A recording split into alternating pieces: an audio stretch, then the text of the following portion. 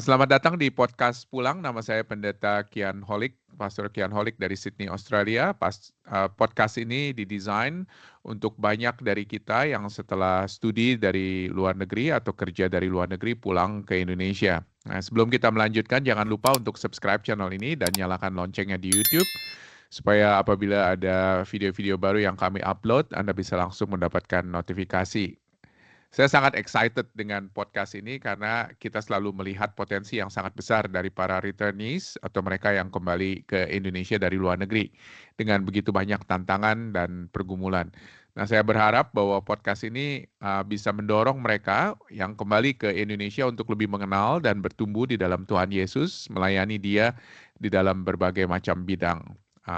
Saya berharap juga dengan podcast ini kita bisa mendengar cerita, kesaksian dari mereka yang pulang, dan belajar dari konteks yang berbeda-beda. Melihat kesamaan yang terjadi, supaya kita bisa menjadi orang-orang Indonesia yang ketika kita pulang, kita tahu kalau misalnya Tuhan memanggil kita pulang dan boleh menjadi berkat dimanapun kita berada. Nah, di episode ini, saya bersama dengan Rafael Alvin, yang merupakan alumni dari Australia yang nanti akan cerita lagi dan kini tinggal di Bandung. Dan pembicaraan kita pada saat ini ialah bagaimana mencari kerja ketika kembali ke Indonesia. Pertama-tama kita berkenalan dulu dengan Kang Rafael. Halo bos, apa Halo, kabar? baik. Jangan panggil Om, awas. Nah, biasaan nih menolak tua. Udah berapa lama dibalik nih sekarang ke Bandung? Balik tuh waktu itu, bentar, udah lupa nih. 2019 kali nggak salah balik tuh ya. Berarti 2019 ya. Sebelum COVID 2019 berarti. kalau nggak salah. Sebelum kayak setahun, pokoknya balik. Terus kalau nggak salah setahun, hampir 2 tahun tuh, hampir 2 tahunan kerja terus COVID. Oke. Tentunya balik ke Bandung dengan sebuah harapan, impian begitu loh. Kira-kira seperti Hmm, apa kerjaan yang akan bisa dikerjakan? hmm. Gimana tuh impiannya apa tuh ketika pertama kali balik dari Australia ke Bandung? Jadi dulu, mungkin cerita dari ini dulu kali ya, jadi masa kuliah kali ya. Jadi konteksnya Ya. adalah, gue kan, ngelanjut langsung dari S1 terus langsung S2 ya, Hmm. nggak kerja dulu gitu. Kalau misalnya kerja Hmm. pun waktu itu cuma kayak volunteer aja, ngajar apa gitu-gitu, nggak yang bukan Oke. yang kerjaan Yap. yang, apa ya, dibilang nggak on track juga nggak juga sih, karena waktu itu gue ngajar juga kelas bisnis kan. Hmm. Jadi, tapi nggak yang kayak beneran di karir path banget gitu loh. Karena waktu itu kan gue pengen banget kerja kayak jadi, apa ya, brand manager gitu, semacam brand manager. Jadi Hmm. kayak, orang yang berperan untuk nge-develop, brand, sebuah brand gitu. Jadi kayak bikin identitasnya, bikin personanya gitu-gitu. Hmm. Image gue pengennya kerja waktu itu kayak gitu. Nah, Hmm. waktu itu makanya gue ngambil ke Macquarie, karena kan itu Hmm. butuh banyak praktis kan ya, kayak butuh latihan banyak case study, butuh banyak Hmm. analisa gitu-gitu. Makanya gue waktu itu Hmm. milih ke Macquarie karena Macquarie kan terkenalnya adalah kampusnya isinya banyak praktisi gitu kan, instead of Yap. kayak teoris gitu-gitu. Hmm. Nah, setelah itu lulus, balik sebenarnya dari sebelum balik pun kan udah apply kan, karena emang Hmm. pengen balik ke Indonesia karena mikirnya kan, di Indonesia tuh lebih gampang buat bikin usaha sendiri lah gitu dibanding di Aussie Hmm. kan, regulasinya susah, Yap. tantangannya juga lebih berat, biayanya Hmm. apalagi gitu-gitu kan, kayak Hmm. banyak yang harus intinya lah. Kalau di Hmm. Indo tuh lebih gampang lah intinya, Jadi buat memang seperti dari itu. lagi pertama kali balik ke Indo udah ada harapan bahwa akan usaha sendiri gitu. Oh iya, sampai sekarang Hmm. pun gitu, masih berharap Ya, terus. ya, ya, ya, Nah, ya, cuman, ya. emang kan, emang maksudnya tahu gitu kan harus berproses, nggak mungkin tiba-tiba bikin usaha sendiri tanpa tahu apa-apa, terus tiba-tiba bisa sukses kan. Jadi emang bakal Betul. kerja dulu sambil belajar lah intinya. Hmm. Nah, ternyata proses untuk dapat kerjaannya itu pun susah gitu, Hmm. Hmm. apalagi kayaknya sekarang bahkan lebih susah lagi sih. Hmm. Terutama buat yang, kasusnya kayak gue sih, yang kayak dari S1 lanjut ke S2, nggak Ya. ada pengalaman apa-apa, nyari kerja tuh cenderung lebih susah. Mungkin, kalau misalnya gue berusaha buat apa ya, ngelihat dari POV-nya employer gitu kan ya. Ini ada orang apply, kualifikasinya tinggi tapi nggak ada Nggak ada proven pengalaman. result-nya gitu kan. Iya, Jadi iya, kayak iya. mau ngegaji, kalau misalnya ngegaji tinggi resikonya terlalu besar gitu ke buat perusahaan. Kalau misalnya ngasih gaji kecil bisa jadi dua kemungkinan. Satu, misalnya nggak enak gitu kan, ke ini kan kualifikasinya bagus kok, kenapa digajinya kecil gitu kan. Tapi kalau misalnya ditawarin gaji kecil dan dia mau, jadi tanda tanya juga, ini orang kenapa kok bisa mau Mau gitu aja. gaji kecil gitu kan. Iya kan, tanda tanya Yep. dong. Maksudnya kenapa dikasih gaji kecil, dia ada pengalaman apa gitu, dia punya apa kayak insecurity apa sama pengalamannya, apakah pengalamannya beran atau enggak gitu-gitu kan. Jadi jadi kayak banyak dilema lah untuk hire orang-orang yang untuk sekarang gitu ya, yang S2 tanpa pengalaman gitu. Mungkin akan beda gitu konteksnya dengan orang yang misalnya emang sengaja ngambil ke S2 tanpa pengalaman, tapi misalnya dia sendiri punya misalnya orang tuanya punya perusahaan dan dia udah tahu gitu, kayak dia udah jelas karir pathnya mau kemana, mau apa yang mau diurusin, apa yang mau dikembangin gitu kan. Kalau gue kan emang enggak kan, beneran kayak semuanya tuh semua apa kayak karir path gue tuh cuma ada di kepala gue doang gitu. Gue pengen gini itu cuma berisi di kepala gue doang gitu kan. Nggak ada nerusin usaha orang tua, nggak punya link, nggak punya orang dalam apa segala macam gitu kan. Beneran kayak pure ya nembak lowongan aja gitu kan. Nah terus sampai akhirnya setelah gue nggak tahu sih berapa ratus CV yang gue spam gitu kan ke orang-orang, akhirnya dapatlah satu gitu. Dan itu pun adalah kerjaan yang paling gue nggak mau sejujurnya. Karena kan gue kan basicnya marketing lah ya. Nah dari antara semua cabang marketing, gue paling mau masuk ke branding, masuk ke consulting gitu-gitu, dan paling nggak mau tuh jadi sales. Gue dapetnya sales. Gitu. Karena mungkin itu udah setengah desperate ya, daripada gue nggak kerja ya udahlah gitu. Gitu. Karena dan kebenaran sebenarnya untungnya di yang kerjaan ini pun gue agak suka karena kerjanya itu di perusahaan manufaktur kan. Gue lumayan suka sama proses manufacturing gitu, walaupun gue nggak yang ngedalamin banget, tapi gue suka aja kayak ngelihatnya ada sesuatu yang menarik aja gitu dari proses manufacturing. Ada hasil sesuatu yang jelas begitu ya? Enggak sih, lebih kayak senang aja ngelihat kayak proses sesuatu kebentuk gitu loh kok. Pernah nggak sih kayak ngelihat kayak di video di YouTube atau apa gitu, kayak ini dari misalnya proses dari pohon, dari apa, terus ditarik salinya, terus tiba-tiba jadi apa terus tahu-tahu ujung-ujungnya dia jadi ban mobil gitu misalnya. Kayak gitu-gitu gue senang aja ngeliat si proses itunya gitu. Dan itu adalah satu value mungkin yang gue bisa ambil buat kayak gue kayak gue masih ada attachment nih sama si kerjaan ini, walaupun gue nggak terlalu suka kan sama sales kan. Nah terus dari sana akhirnya gue dapet pengalaman kerja, belajar apa segala macam, mulai nyaman, COVID katanya kan. COVID datang, terus ya udahlah itu agak susah juga kan, karena itu kan perusahaan Jepang kan.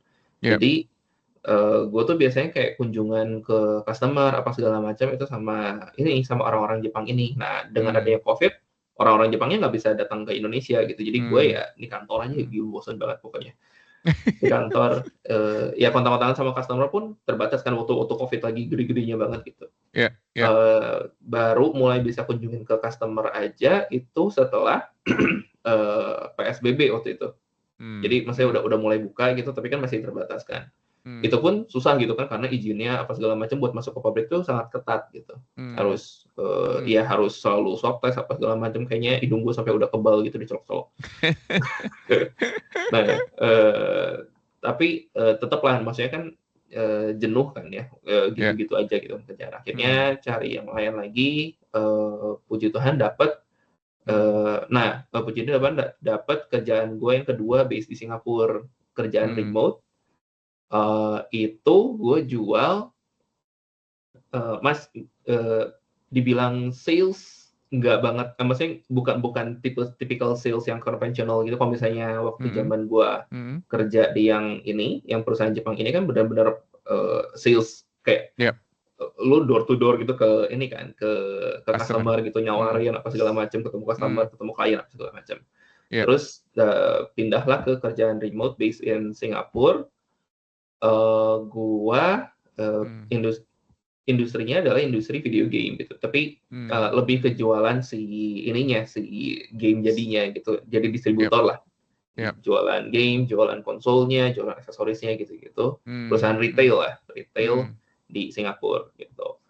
Tapi remote gitu. Nah, di sini gue baru mulai masuk ke career path yang gue pengen actually gitu. Karena gue mulai mikirin gimana caranya gue secara digital bikin gue mulai mikirin si branding si perusahaannya apa segala macam. Walaupun tetap fokusnya kayak 80% di jualan.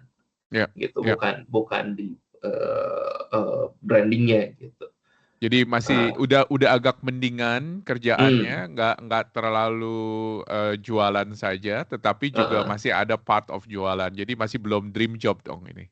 Belum. Nah, belum. Gitu. Nah, tapi setelah gua masuk ke yang kerjaan remote yang kedua ini, remote yang pertama sih actually, yang sekarang kerjaan remote yang pertama di Singapura ini, karena kerjaannya remote, jadi gue punya waktu yang tadinya gue harus pakai buat travel, waktu yang harus gue pakai buat kayak buffernya gitu loh, kan itu kan perlu banyak waktu ekstra kan, kalau misalnya lo kerja offsite gitu, offline gitu kan, ketemu customer harus nunggu orang, harus travel, harus ini harus itu gitu, banyak waktu-waktu yang tumpuk. Nah, waktu-waktu ini gue bisa pakai buat belajar sebenarnya, jadi kayak gue ikutan online course apa segala macam gitu, kayak memperbaharui skill-skill gue lagi, including skill-skill buat branding, karena kan skill branding, knowledge about branding yang gue pelajari kan dari kuliah kan udah lewat 2 tahunan nih gitu deh, karena gue kerja dan gak belajar branding sama sekali kan akhirnya kan, karena waktunya habis buat gitu-gitu. Ya jadi kayak gue punya kesempatan buat belajar lagi apa segala macam. Barulah gue belajar kayak ternyata kayaknya gue nggak sesuka itu sama branding ternyata gitu. Tapi yang gue sadar adalah yang gue suka dari branding adalah kegiatan menganalisanya itu gitu. Dan ternyata dari situ pokoknya at some point gue sadar kayaknya gue lebih suka jadi seorang data analis dibanding jadi brand manager atau sesuatu gitu. Barulah gue ngedalamin lagi gitu ke skill ke data analytics, gue belajar soal market analysis gitu-gitu segala macam. Barulah gue mikir buat pindah lagi gitu dari sini dan berakhirnya di itu sekarang. Gitu. Itu semuanya nggak dipelajari ya lagi di Australia, betul nggak maksudnya? Seperti branding, jadi yang analis dan dipelajari lain itu sebagainya? enggak, kayak direct skillnya gitu enggak. Direct skillnya itu enggak. Tapi lebih ke habit buat research, habit buat lo keep your curiosity gitu. Itu bukan dari Australia aja sih, bahkan dari pas gue S1 gitu di ITB gitu kan, itu udah ditempa gitu kan, kayak proses kayak harus analisa berdasarkan data, harus gimana caranya pengambilan keputusan gitu, gimana caranya ngambil decision yang objektif gitu-gitu. Itu kan maksudnya udah ditempa sebenarnya dari zaman kuliah S1, S2, terus di kerjaan-kerjaan sebelumnya pun itu kan pelan-pelan dipelajari dan dipatri di badan gue gitu kan.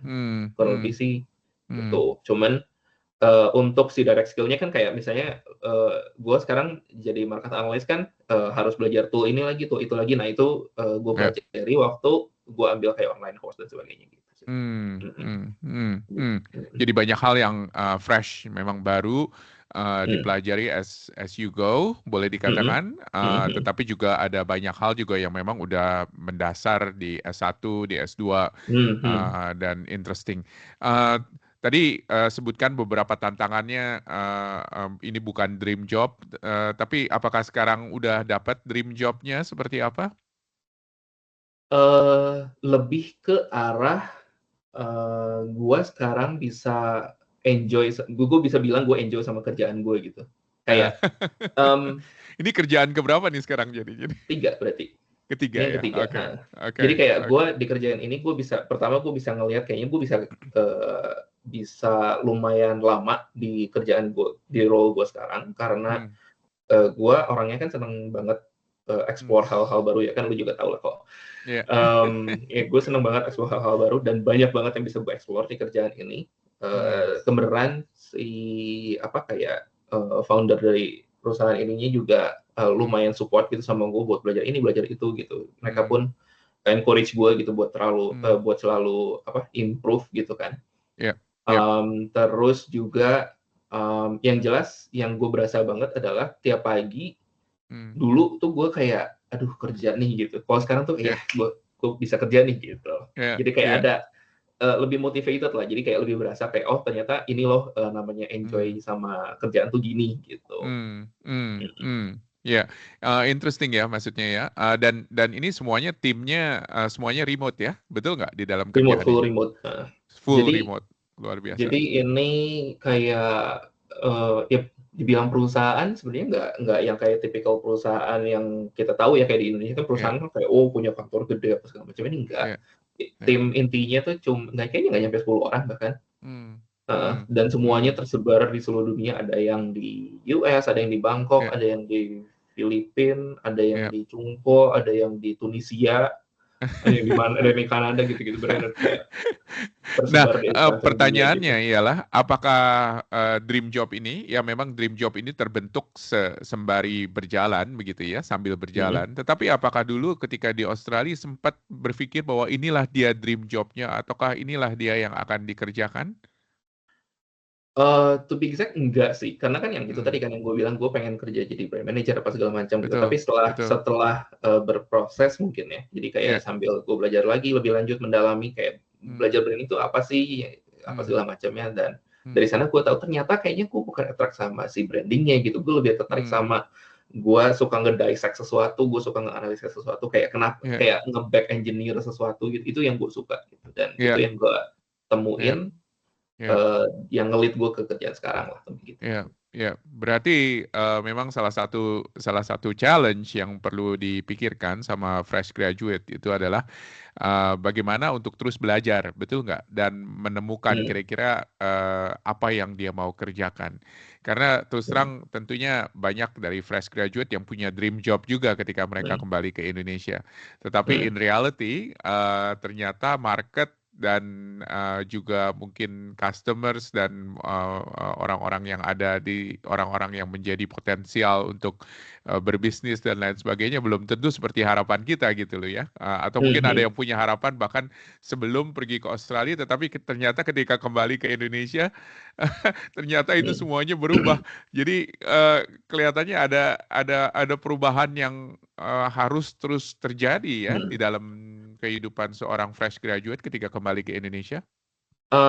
Oh iya jelas kalau itu daripada itunya sih lebih ke arah Hmm, sebagaimana kita hmm, bisa ngebalance antara idealisme sama realistisnya hmm, hmm, hmm. market gitu kan ya. Karena Ya, idealisme itu penting kan tetap kayak lu punya dream job apa segala macam karena itu yang ya, jadi apa ya kayak limelight-nya gitu loh kayak lu mau hmm, jalan kemana sih tanpa itu tuh hmm, kayak lu ngambil keputusan nggak akan bisa bener gitu. Jadi kayak kayak hmm, lu nyomot sana nyomot sini nggak bakal hmm, bener lah intinya. Jadi kayak lu belajar hmm, apanya pun jadi bingung gitu kan. hmm, hmm, hmm, Dengan adanya si dream job ini hmm, atau kayak pokoknya intinya kayak lu mau ngapain lah gitu. Lu punya hmm, punya tujuan ke depannya mau ngapain tuh at least itu ya, bisa ngebantu lu buat bikin decision kayak lu pengen belajar ini, lu pengen belajar ini di waktu yang terbatas gitu loh. Waktu kan hmm, sangat-sangat terbatas kan gitu. hmm, Dan untuk belajar sesuatu kan perlu proses dan perlu waktu gitu. Nah, betul.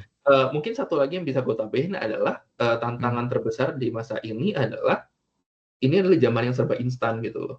hmm, hmm, Untuk ya bayangin aja kayak dari dulu mungkin di zaman lu kan masih baca dari prasasti gitu kan. hmm, Cuman hmm. terus orang bikin perpustakaan, orang belajar ke perpustakaan gitu, nyari buku apa segala macam Ya, ya, dari ratusan jutaan buku yang ada gitu kan. Terus dikumpulin, oke bikin bikin hmm, dokumentasi apa segala macam, terus sampai hmm, beralih di zaman gue belajar adalah searching di Google, belajar dari YouTube yep, apa segala macam gitu kan, how yep, to apa segala macam gitu gitu. Orang hmm, sekarang belajar dari ngobrol sama ChatGPT gitu kan. Hmm, hmm, Jadi hmm, kayak proses itunya aja tuh udah sangat instan, yang mana bisa jadi sebenarnya kayak pedang mata dua. Yang bagusnya adalah hmm, ya kayak kalau misalnya orang termotivasi, jadi kayak orang termotivasi untuk belajar lebih cepat dengan proses yang lebih hmm, singkat gitu kan ya. Tapi hmm, yang jadi downside-nya adalah orang hmm, jadi tidak terbiasa untuk berproses gitu. hmm, Yang hmm, mana hmm. mungkin maksudnya kayak oke, sekarang lu belajar cepat, skill-nya dapat, knowledge-nya dapat, tapi secara Hmm. mental lu nggak siap gitu. Iya, iya, iya, iya. Nah, Nah, tentunya kerjaan yang sekarang ini bukan hanya sekedar close to dream job, tetapi juga mhm, maksudnya sesuatu yang mana kamu lebih passionate dan lebih mhm, memang kepingin kerjain. Jadi mhm, ketika tiap pagi itu tuh excited begitu loh untuk mhm, ngerjain mhm, hal ini. mhm, Dan tentunya kalau misalnya kita pikirin lagi, kalau misalnya kamu pikirin lagi antara kerjaan ini dan juga dengan spiritual life gitu, kira-kira ini lebih baik atau enggak nih yang ini nih, yang terakhir ini nih, atau bahkan ini yang justru makan waktu lebih banyak?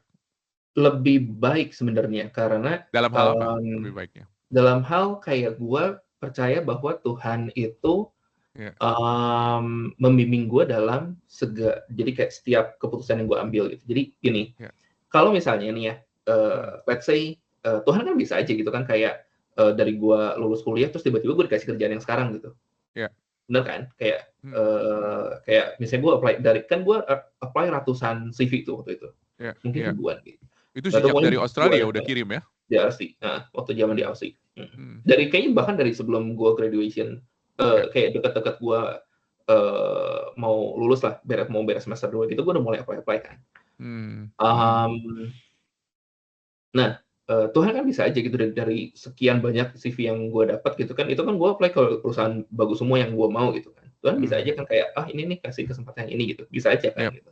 yep, yep, Tapi yang Tuhan lakukan adalah Tuhan membiarkan gue untuk nggak diterima di ratusan perusahaan itu, dan gue hmm. diterima di kerjaan yang gue nggak suka untuk berproses gitu. Ya, Karena ya, gue sekarang ngebayangin kalau misalnya gue dapat kerjaan sekarang, mungkin gue bisa jadi malah jadi nggak enjoy gitu sama kerjaan sekarang. Karena hmm, mungkin gue jadi malah nggak bersyukur karena workload-nya tuh tinggi banget kok di yep, kerjaan sekarang. Maksudnya kayak gue tetap hmm, harus kerja keras apa segala macam, tapi karena gue udah pernah kerja di perusahaan yang perusahaan Jepang itu, hmm, gue di situ dilatih untuk apa, ngadepin kayak misalnya customer yang demanding, lu bisa ditelepon jam 2 jam 3 pagi, yep, yep, lo yep, harus tiba-tiba keluar kota paginya itu juga gitu. hmm, Sementara kemarinnya lo habis begadang karena lu ngurusin customer yang lain apa segala pokoknya kayak hmm, intensity buat kerjanya tuh gede banget, lu harus capek-capek nyetir apa segala macam. hmm, Nah, terus hmm, dari sana gue disuruh berproses lagi sama Tuhan untuk pindah ke perusahaan remote gitu. Di perusahaan yep, remote ini pun gue kerjanya 24/7 gitu kan. yep, Sabtu yep, Minggu gue harus kerja, ada event gue harus kerja apa segala macam, gue harus hmm, on call. hmm, At least kayak di sana kayak gue dilatih untuk terbiasa untuk kerja keras gitu loh. hmm, Dan hmm, kalau misalnya gue ngelewatin 2 kerjaan ini, bisa jadi gue nggak bersyukur gitu sama kerja yang sekarang. Bisa jadi gue tetap kayak, aduh, tiap pagi hmm, kayak, aduh kerja nih gitu, yeah, ya yeah, kan? that, Gitu. Nah dari sana that, kayak gue percaya bahwa, yeah, ya ini loh, maksudnya kayak Tuhan tuh kadang-kadang kan kita apa ya, kalau misalnya di zaman, perjanjian lama gitu kan, Tuhan kan hmm, directly communicate sama, hmm, para nabi kan, gitu. yeah, Kayak dengan caranya lah gitu. Tapi yeah, intinya kayak Tuhan lebih dari kalau zaman sekarang kan kita nggak tahu gitu kayak doa kita dijawab kan sih atau enggak gitu hmm, kan. hmm, hmm, Nah, hmm, dari sinilah, kayak gue belajar kayak, oh ini loh kayak cara Tuhan ngejawab tuh gini gitu, dengan yeah, cara memberikan kita proses. Ketika kita hmm, minta kayak, "Tuhan saya pengen jadi, apa, kayak orang yang sukses," gitu. Tapi yeah, Tuhan tuh nggak tiba-tiba ngasih lu kayak peti harta karun gitu kan. Tuhan yeah. ngasih kita kesempatan untuk berproses untuk reach ke poin itu gitu. Nah, Betul, itu sih. betul, betul. Dan Mhm, puji Tuhan kalau misalnya kamu melihat bahwa dari proses ini, dari semua yang telah terjadi, memang Tuhan berkuasa dan mhm, Tuhan memang menuntun begitu ya, mhm, untuk mhm, ada di dalam kerjaan ini. Nah, mhm. sekarang kalau begitu, kalau misalnya ada fresh grads nih yang baru lulus dari Australia dan mau akan kembali ke Indonesia, kira-kira saran-saran apa yang bisa diberikan kepada mereka? Mmm Mungkin, pertama mungkin sebelum jadi fresh grade kali ya, kayak, Hmm. buat teman-teman yang, masih di kuliah, Hmm. masih, Hmm. mikir gitu mau jadi apa ke depannya, Ya. eee, sebisa mungkin, secepat mungkin tentukan, mau at least kayak tahu, mau kerja di industri apa, Hmm. mulai cari tahu industri yang mau kalian geluti itu, Hmm. karakternya seperti apa, demand-nya seperti Hmm. apa, gitu Hmm. ya. Dari sana kan Yep. kayak seenggaknya kayak tahu, oh, lu tuh harus belajar ini, gitu. Hmm. Skill yang Hmm. lu harus punya tuh ini, gitu. Hmm. Hmm. Jadi at least, punya head start gitu. Nah, Yep. satu hal yang mungkin gue sesali waktu itu adalah gue kuliah ya kuliah aja gitu. Gue berharap dengan kayak misalnya gue kuliah di ITB gitu kan, kuliah Yep. kan bagus apa segala macam, berharap, semua skill yang gue butuhkan sudah tercapai. Tapi nyatanya enggak, karena Hmm. bahkan sekarang, hampir semua perusahaan itu nggak ngelihat lu lulusan dari mana. Hmm. Yang mungkin ngelihat lu lulusan dari mana adalah, kalau misalnya lu mau kerja jadi dokter, Yep. Yep. kalau misalnya lu mau kerja jadi dosen, staf Hmm. pengajar lah, mau guru, mau Hmm. dosen, Hmm. karena kan lu harus, inherit pengetahuan lu ke murid lu kan. Kalau Yep. misalnya itu Yep. nggak bener, nggak terakreditasi, ya, tanda Hmm. tanya kan jadinya kualitas yang lu turunkan Hmm. gitu. Yang ketiga adalah kalau misalnya lu mau jadi researcher gitu kan. Yep. Di luar dari Yep. 3 ini kayaknya gua rasa, orang lebih lihat kayak pengalaman lu, skill lu, Hmm. hasil kerja lu sebelumnya apa segala macam gitu. Hmm. Hmm. Gitu. Nah, Hmm. jadi kalau misalnya buat teman-teman di sini yang masih kuliah, sebisa mungkin mumpung nih masih kuliah, Hmm. masih emang fokusnya belajar, ya pelajarilah hal-hal sebanyaknya Hmm. yang, sesuai sama tujuan akhirnya gitu. Hmm. Buat Hmm. fresh grad yang Yep. udah terlanjur lulus, ya ini sih, kalau kalau kata gue sarannya adalah bersabar gitu, kayak, Hmm. mungkin kayak sekarang kalian apply-apply, nggak dapet-dapet, itu Hmm. juga bisa jadi kayak gua gitu, kayak itu adalah cara Tuhan untuk, membiarkan kalian untuk berproses gitu. Karena Yep. mungkin apa yang kalian minta itu belum siap kalian terima gitu. Yep. Yang Yep. mana gua pun waktu itu kan kayak, "Aduh ini stres banget, ini Tuhan kenapa sih, Yep. membiarkan gua tersiksa seperti ini?" Gitu loh. Hmm. Tapi Hmm. ternyata ya Hmm. inilah jawabannya gitu, Hmm. dan entah kapan gitu loh Tuhan akan ngasih apa yang kalian mau. Bisa jadi malah sebenarnya Yep. kalau misalnya Tuhan ngasih yang gua mau pun di saat itu, gua kan, Yep. pengennya jadi kayak brand manager gitu kan kalau waktu itu kan. Tapi Hmm. ternyata Hmm. setelah gua pelajari lagi, ternyata gua nggak suka-suka amat gitu sama brand, Nggak gua lebih suka-suka suka yang banget. ini gitu. Bener nggak sih? Iya, Bisa betul, jadi sebenarnya betul. kayak ini adalah cara Tuhan untuk menjawab, "Ini ada yang lebih baik nih buat kamu," gitu loh, Iya, iya. gitu. Dan tadi seperti yang tadi udah ditentukan dibicarakan ya kalau misalnya Mhm, antara, idealisme dan realita juga, betul. dan juga ketika kembali ke Indonesia juga harus melihat realitanya seperti apa. Jadi dengan Mhm, kata lain juga sebetulnya kalau misalnya sedang studi, misalnya lagi studi di luar mhm, negeri, itu baik sekali kalau misalnya ketika liburan bisa juga masuk dan lihat begitu ya, kira-kira industri apa yang akan masuk nanti di Indonesia dan kira-kira mhm, marketnya atau bahkan juga, skemanya atau, apa, spektrumnya itu seperti apa begitu. Jadi biar mhm, mhm, ketika kembali ke Indonesia nggak kaget gitu kan, betul nggak mhm. maksudnya? Jadi udah tahu, udah ada gambaran kira-kira seperti apa, Betul, betul.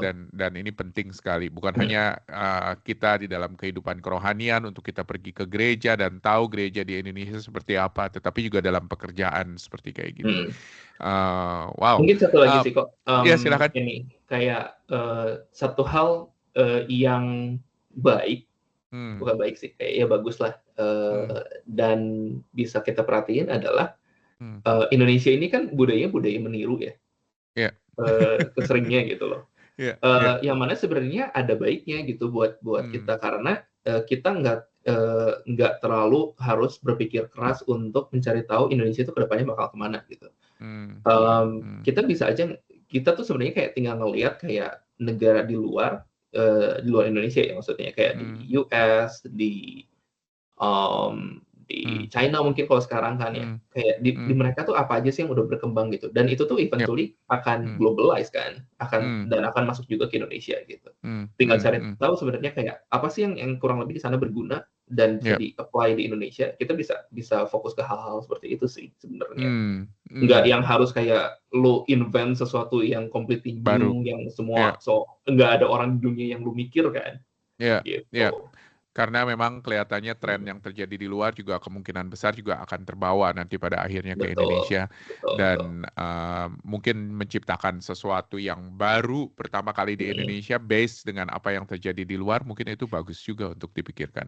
mhm, Wow, ada banyak tantangan dan juga, kita juga sadar kalau misalnya teman-teman yang akan kembali ke Indonesia atau sudah kembali itu latar belakangnya juga berbeda-beda, tetapi dari latar belakang yang unik, Tuhan boleh membawa Rafael kembali ke Indonesia dan boleh berproses tadi, dan boleh sekarang mendapatkan mungkin pekerjaan yang close to perfect ya, close to perfect bener nggak termnya itu?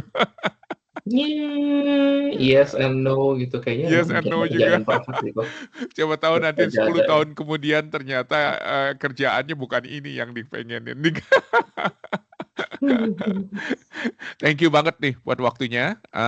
Kita akan terus berdoa buat, fresh grads, yang akan kembali ke Indonesia, biar kiranya Mhm, Tuhan boleh terus mempersiapkan mereka, baik dalam hal kerohanian maupun juga di dalam hal-hal lain seperti, mengerti pasar di Indonesia, market di Indonesia, atau juga, spektrumnya seperti apa begitu loh. Oke, mhm, gimana kalau misalnya kita tutup pembicaraan kita dalam doa ya? Mari ya, kita berdoa bersama-sama. Bapak Surgawi, terima kasih kalau misalnya di dalam kehidupan kami, Engkau tidak pernah meninggalkan kami, dan Engkau terus bekerja dan berkarya di dalam kami dan melalui kami. Terima kasih buat Rafael yang sudah studi di luar negeri, di Australia sekian tahun, dan bersyukur ya Tuhan kalau misalnya dengan pengalaman, dan juga dengan studinya, dan juga di dalam pertumbuhan kerohaniannya, Tuhan boleh membentuk dia seperti apa dia sekarang. Tuhan kami serahkan dia ke dalam tangan-Mu. Terima kasih buat proses yang Tuhan sudah lakukan di dalam kehidupan dia setelah dia kembali ke Indonesia. Biarlah kiranya proses ini boleh terus berjalan dan boleh terus Tuhan memakai dia menjadi alat Tuhan di tempat pekerjaannya maupun juga di dalam pelayanannya. Terima kasih, kami serahkan dia ke dalam tangan-Mu dan juga kami serahkan teman-teman yang akan kembali ke Indonesia. Biarlah kiranya Tuhan berikan kepada mereka persiapan untuk mereka boleh memikirkan ahead of time kira-kira hal apa saja yang mereka harus persiapkan ketika mereka kembali ke Indonesia. Terima kasih buat pembicaraan ini. Kami bersyukur berdoa di dalam nama Yesus. Amin. amin.